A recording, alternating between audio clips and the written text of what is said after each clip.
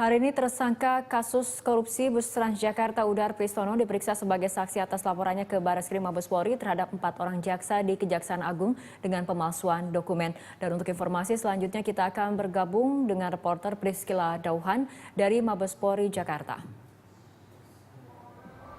Ya, Priscila, bagaimana hasil pemeriksaan Udar di Bareskrim Mabes Polri hari ini?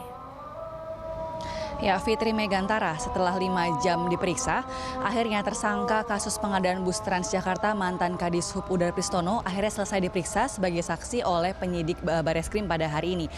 Dan setelah 5 jam diperiksa, memang udah ditanyakan beberapa hal seperti hal-hal substansial, misalnya mengenai adanya laporan yang diajukannya kepada Bareskrim terkait 4 jaksa di Kejaksaan Agung atas kasus yang menimpa dirinya mengenai pengadaan bus Transjakarta. Dan pada hari ini udah ditanyakan dengan 8 pertanyaan oleh penyidik Bareskrim dan juga penyidik Kejagung yang memang udah mempermasalahkan soal pengadaan, soal penimbangan bus Transjakarta tersebut yang hasilnya berbeda antara perhitungan dari kuasa hukum Udar yakni sebesar 26 ton, sedangkan dari perhitungan dari ahli dan juga saksi dari Universitas Gadjah Mada yaitu Victor yang menimbang bus Transjakarta adalah sebesar 31 ton. Dan ia pun sangat mempersoalkan hal itu karena dianggap hal itu adalah ranah dari Kementerian Perhubungan dan bukan wilayah dari lembaga manapun untuk mempersoalkan hal itu. Dan oleh karena itulah memang Udar dan juga kuasa hukumnya mengajukan laporan kepada Bareskrim Mabes Polri yang juga ternyata sudah diperiksa sebanyak 2 kali pada hari ini dan akan melanjutkan pemeriksaan pada esok hari. Fitri Megantara. Ya, Priscila, terkait pemeriksaan lanjutan, apakah sudah ada jadwal pemeriksaan berikutnya terhadap Udar Pristono?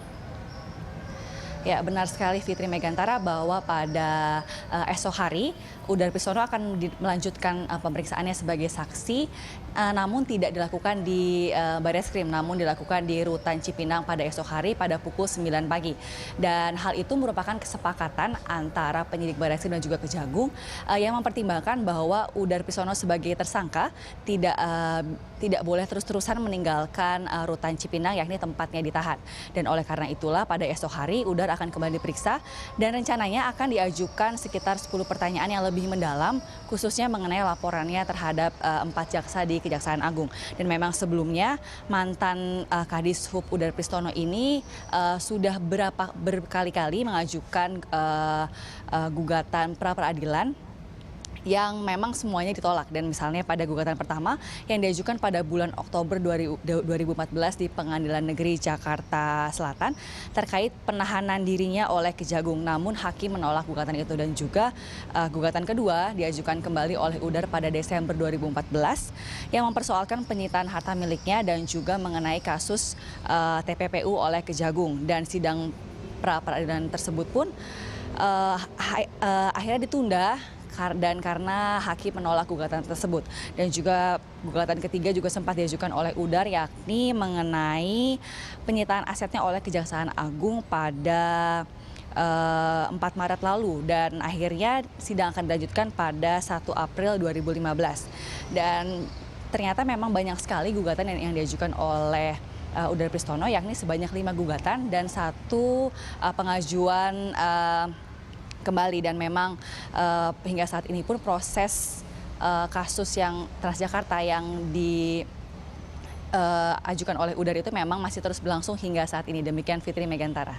Baik, terima kasih Priscila atas laporannya. Demikian laporan reporter Priscila Dauhan dari Mabes Polri Jakarta.